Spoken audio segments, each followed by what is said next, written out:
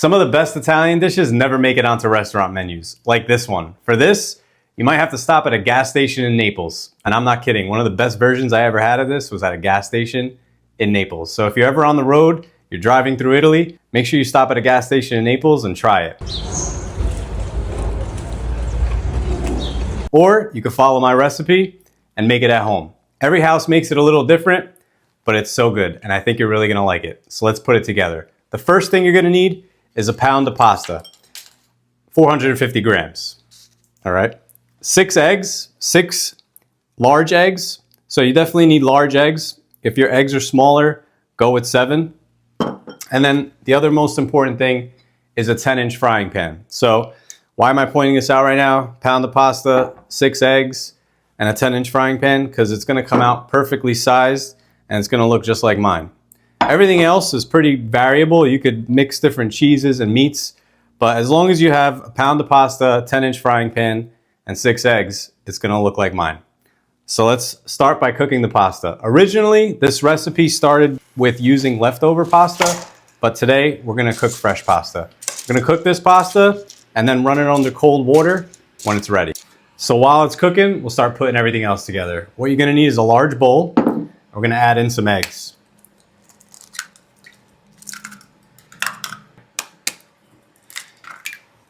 We're gonna use 6 eggs. You wanna get some good quality eggs. Usually you could tell good eggs by the yolks, the yellow yolks. And these look pretty good. So we'll add them in and we'll just beat them real quick. Just mix it up. So we'll set this aside and we'll cut up some provolone. So the first cheese I'm using is provolone. And I really like this cheese because it's not gonna melt. It's gonna kind of stay firm in the frittata. So we cut these up into cubes. Now we'll add them to a bowl. Now we'll cut up the salami. So we're gonna use about 3/4 of this, about 6 ounces. So there's really no right or wrong way of cutting this up. You can cut it in slices. You could turn it on its top and cut long strips. You could put it sideways and cut long strips. You could do whatever you prefer.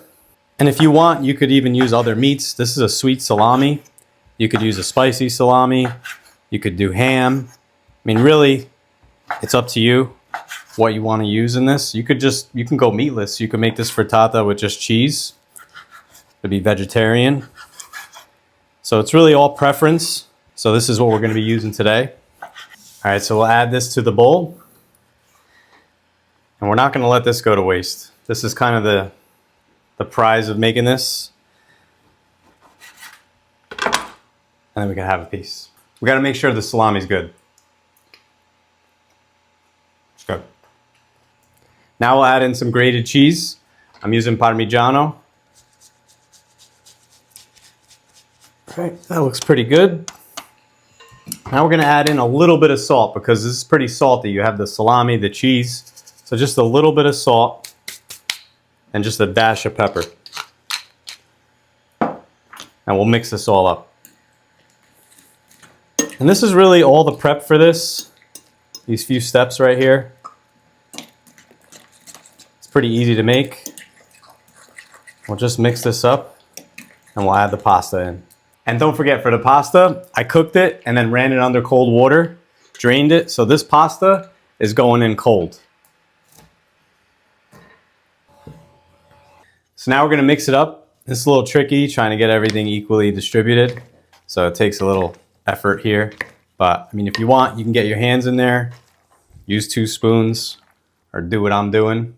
Or you could even toss it up.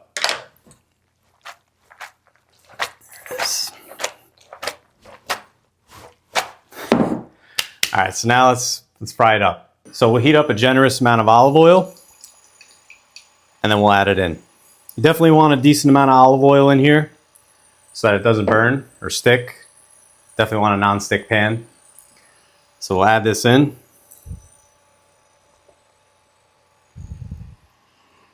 And now you have the opportunity of kind of redistributing everything in here. So we're gonna flatten this out. Make sure the meats and cheeses are separated. And we have a lot of meat right here, so we're just going to kind of move some over to the middle. Get it in there. And this looks pretty good. So now what we're going to do is we're going to cover it, and we're going to cook it on low heat for about 10 minutes. 10 minutes seems to be the point where the bottom is crispy, and then we can flip it. So we'll see you in 10 minutes. So it's been about 10 minutes. Now we can kind of assess what's going on in here. We'll slide this spatula around, make sure it's not sticking. And then we'll lift up a side to see if it's golden.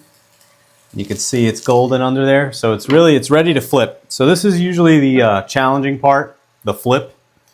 But what you need is a flat plate that's a little bit bigger than the frying pan, and you're gonna put it right on top, just like that. And you gotta be quick. That looks pretty good. So you can see it's nice and golden and crispy on top over here, but we need to cook the other side. But before we slide this in, we're just gonna add in a little bit more olive oil, just a little bit, and then we'll slide this back in. Now this is a little tricky because it's really hard to get in exact. You usually have to kind of wedge the sides down. So we'll slide this in. Just have your spatula ready. Just kind of guide it, just like that.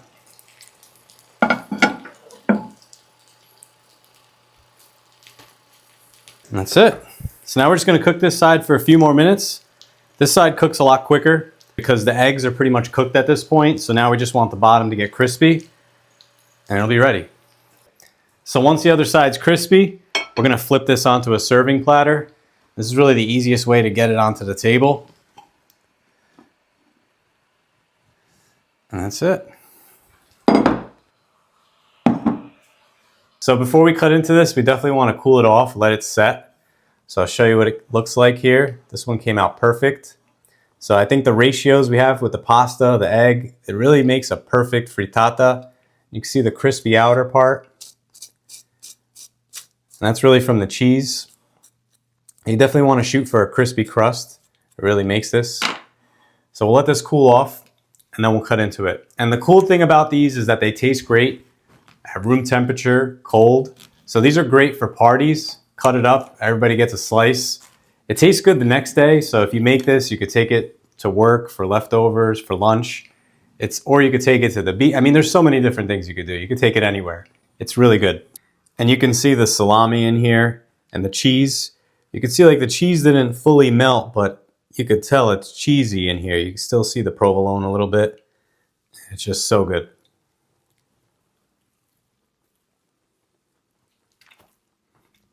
And this is really one of those Southern Italian recipes you won't find in a restaurant. So like I said in the beginning of the video, you'd have to go to a gas station in Naples or a house to find it. But you can make it at home. You can get that same flavor at home following my recipe. And if you try it, let me know how you like it in the comments. Don't forget to hit the bell, like, and subscribe.